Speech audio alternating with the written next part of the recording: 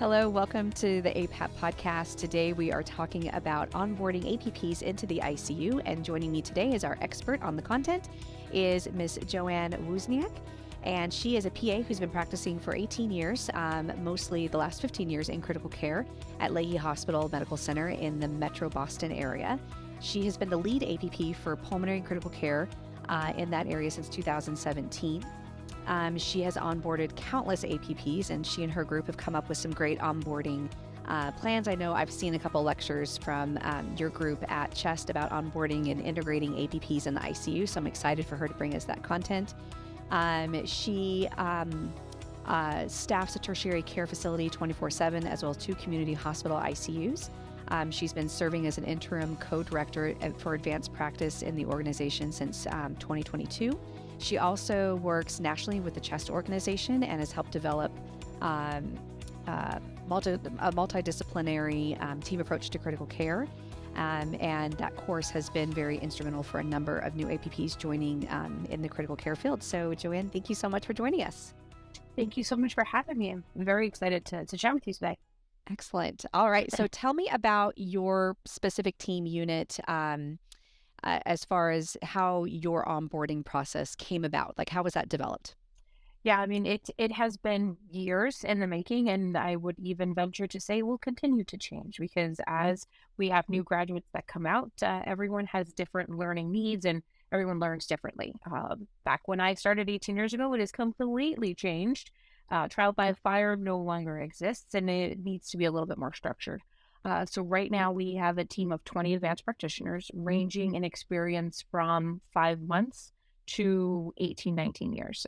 So within that group, we've identified some key players that are great for onboarding. The team staffs a tertiary care facility, as you mentioned, and in that role, it's part of rounding in the unit, so being a bedside rounding APP, but it also includes a triage role. So that person on sees all the critical care consults during the day, Monday through Friday. And in that triage role, they're the first responder to rapid responses. The team actually does that role 7 days a week. But in the triage role, they have to make the decisions of yes to the ICU, no to the ICU. So I'd venture to say that it's probably the hardest role we have to learn. And as part of our onboarding process, like I said, it has changed over the years, but in the most recent iteration, depending on the years of experience of the new colleague coming in, we try to tailor their onboarding to that. We have certain expectations that are discussed up front. If it's an experienced colleague, 4 weeks here, 4 weeks here, 4 weeks here, with the expectation they are up and running within 3 to 4 months. And what that expectation is, we also try to level set ahead of time, meaning the ideal expectation is you can take care of half of the tertiary care intensive care unit. You can go to the community hospitals, work one-on-one with an attending, and you can have some competency in triage. That role, because it takes so long in learning the politics of the hospital and the ins and outs, that expectation isn't right at the beginning, but the expectation is within 6 months to a year, you will be in that role fully. Does that include procedures as well? So procedures, we would like to say if you have never had procedures, 10 procedures, is our number that we use. There's no way to get anyone off orientation and get 10 procedures. We just don't do as many procedures as we used to in critical care. 15 years ago, every patient we intubated, central line, arterial line, automatically. It was the critical care bundle, part of the set. You get your chlorhexidine, your protonics for being intubated, and then you get a central line and A line. Now, because of CLABSI rates and recent data that's out there, we're just not lining people as much as we were. So it's not feasible or not realistic to expect a brand new person or someone with some critical care experience, but maybe not procedural experience, to get enough to be off orientation within 3 to 4 months. So I guess when I say off orientation in a sense that you can work with someone else, have that support, and then continue to build your procedural experience. The ultimate ideal person off orientation, ready to go, is ready to train someone else, is someone that can round in our tertiary care unit, our community hospital, do the triage role independently, and staff our community hospital nights as the solo critical care provider for that hospital. So that is the ultimate role for our team. It's incredibly autonomous, and that is the expectation that I set with everybody that we hire, that is where I want you to get based on where they are experience wise. These are, I think, the milestones you should be hitting and the duration it should take you to get there. Some people go through it very fast. Some need a little bit more time. What's the soonest you reevaluate somebody? So we reevaluate about, I would say, every 4 to 6 weeks. I'd like to say like clockwork, we're doing evaluations, but it doesn't always happen. Schedules don't align. I like to do that in person. I've had to do some feedback over the phone, and it's just not the same as when you work with someone and look at someone in person and, hey, this is what's working great. These are some areas for opportunity. This is what I'd like for you to work on in the next couple weeks. We get feedback from our attending colleagues, AP colleagues, nursing colleagues prior to plan meeting and giving evaluation, so I can get a well-rounded idea of where that person is in their orientation process. Okay.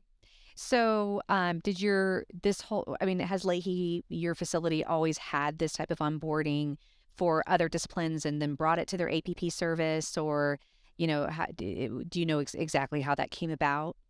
It started about 15 years ago. We had one advanced practitioner who was hired for the pulmonary critical care division to staff a step-down unit. And that provider was exceptional. And he showed the attending group of what an APP can actually do. He had a procedural background, worked in CT surgery, and was like, I can do that. I can do that. And then started to build the team. So I do attribute where our team success is from that foundation is we had attending buy-in, and we had an incredibly strong APP who educated the group about what we could do. And the team built from 5 when I was hired for a step down unit that I never worked in because it just turned into an ICU, which was kind of awesome because this AP group showed what they could do. And then from there, we taught more people, and it kind of just built from there. We do have a biweekly lecture series that's tailored for our critical care physician fellows, but anybody is welcome. And now, thank you, COVID, there's so many virtual options. You can do it from your pajamas if you're not working that day, and get a little bit of didactic work as well in the orientation process. That's excellent. That's excellent. Can you describe what your process is, from interview to, just a basic framework from interview to off orientation? Yeah. So we have an interview process where right now we have 2 positions that we recruit for. We recruit for full-time experienced candidate.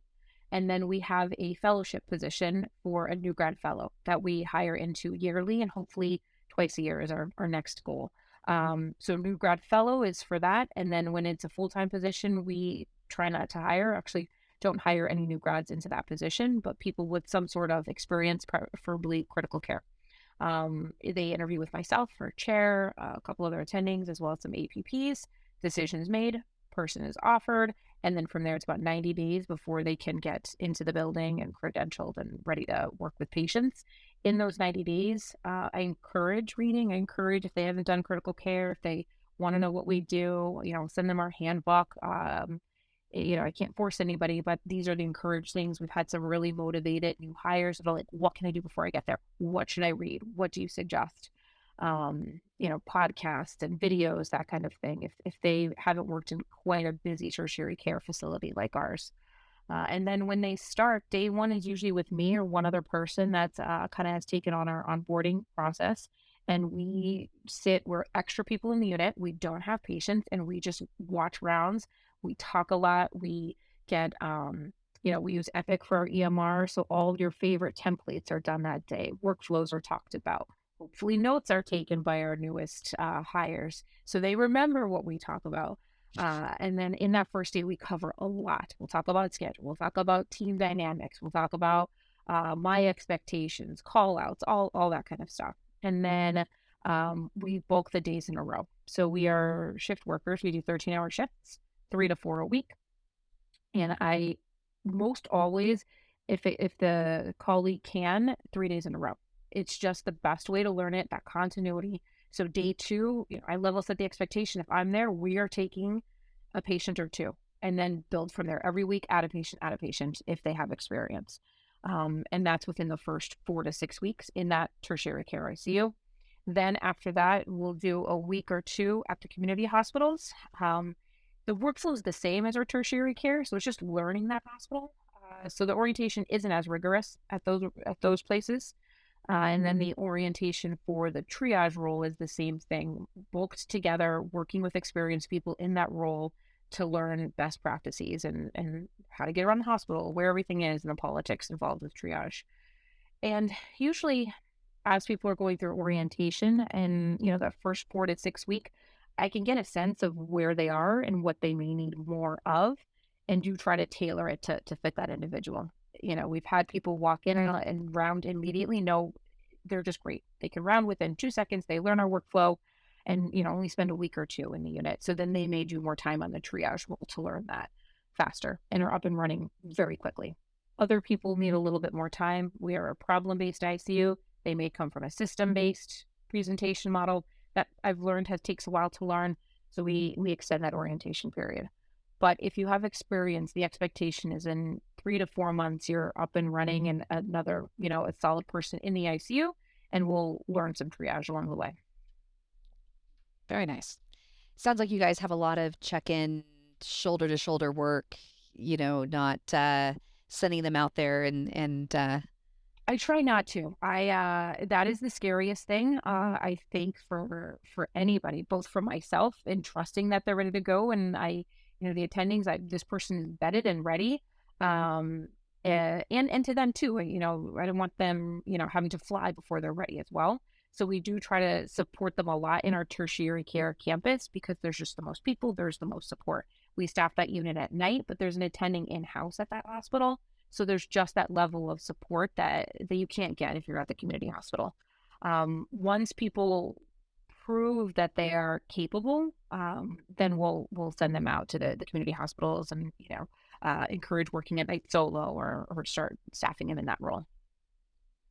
So what would your advice be to organizations who maybe have not had APPs in their ICU? Maybe they've worked with APPs, but they have not onboarded one in the unit. Maybe they were lucky enough to inherit someone with a lot of experience and maybe is that champion that is now encouraging them to develop an ICU APP service. What would be your biggest recommendations of what they need to have to make it successful? They need to have support, and the support, honestly, you need to have attending support, attending buy-in that the APP group can do what you want them to do. If you're looking to hire an APP to be your scribe, it's probably not the best model. It's frankly a waste of experience. It's a waste of skill set.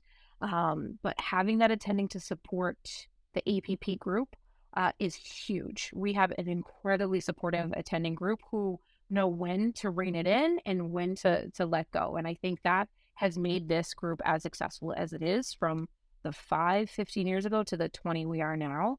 5 in an 8-bed unit, 20 across 3 hospitals. So that definitely, we're hiring the right people who were motivated and having attendings that supported, that taught along the way.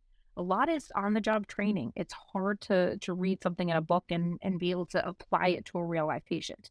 So it's, bedside looking at the vent, bedside looking with ultrasound. Ultrasound didn't exist as much back then. Now it's a huge part of what we do. So it's on the job training. So I think that is crucial to be successful.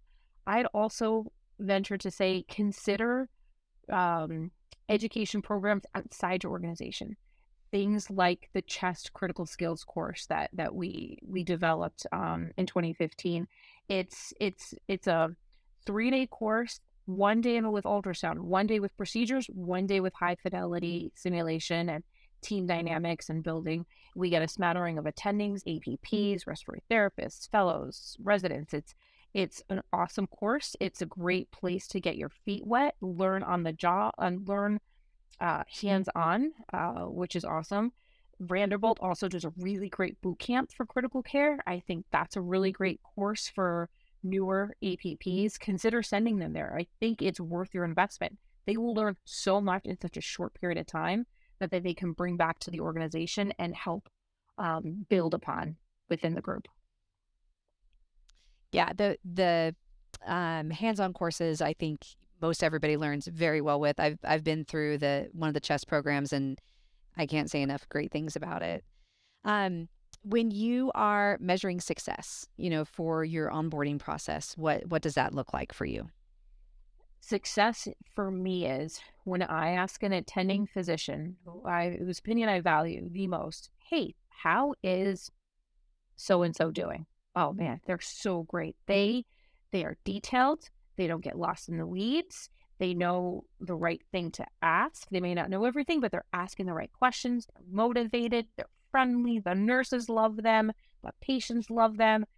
That to me is the most successful check-in. It's very easy to give that feedback, Uh-huh. and getting those over and over and seeing that person build their confidence to the point where they're, I got this, I'm okay, and that takes time, but that to me is success. And then seeing those colleagues over months to years then become the person teaching is just the ultimate for me. When I may have taught them however many years ago, or they may have learned from my other colleagues that are more senior, and now they're the ones I rely on to teach our newest folks. It's just ultimately the proudest like achievement for the group and the person, I think.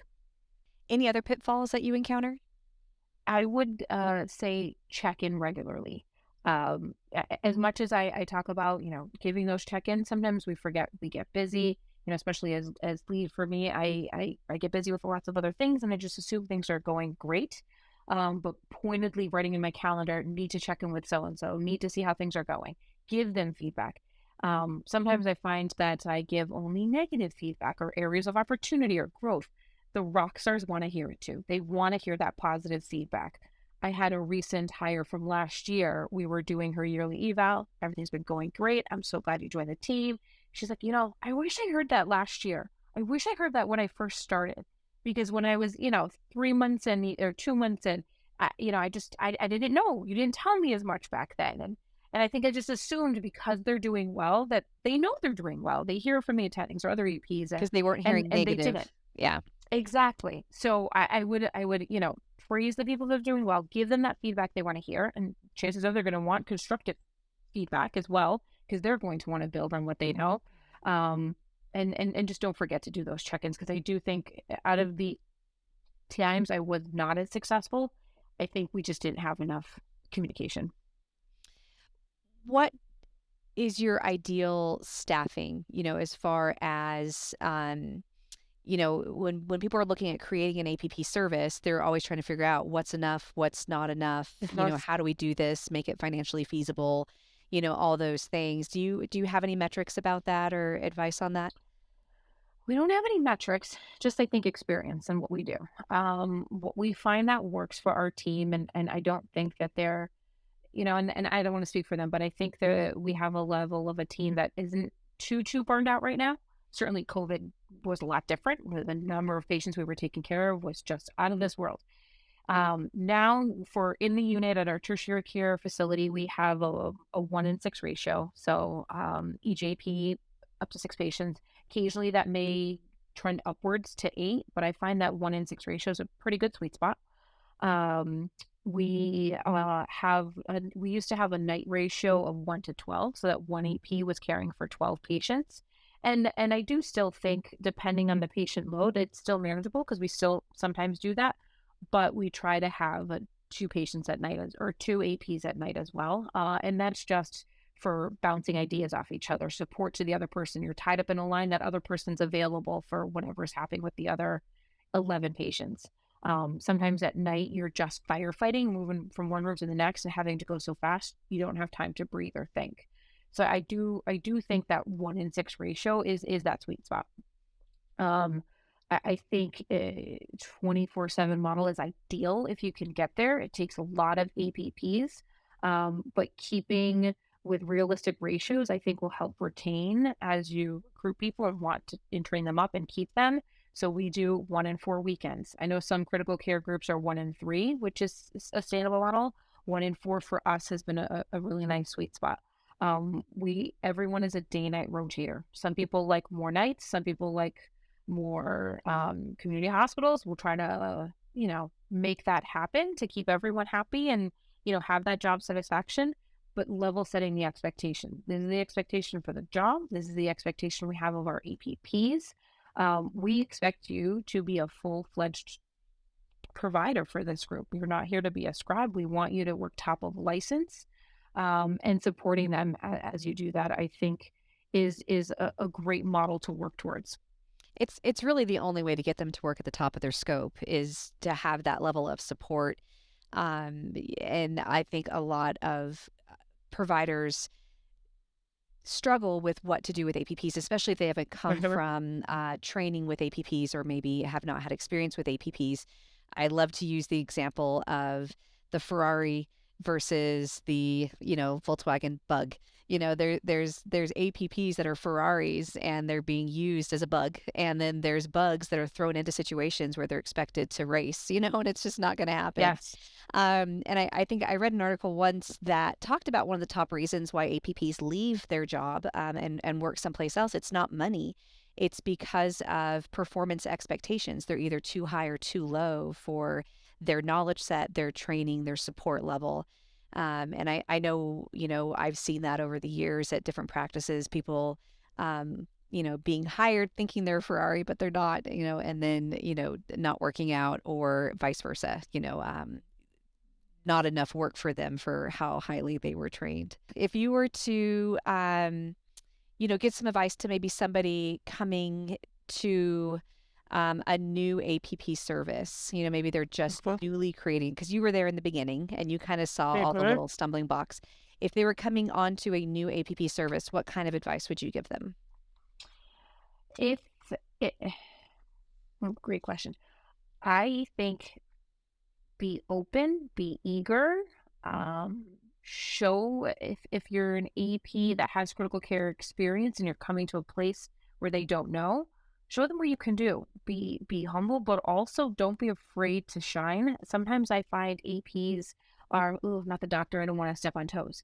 But be confident. If you think this is right for the patient, back it up with, evidence-based medicine, and don't be afraid to give your opinion.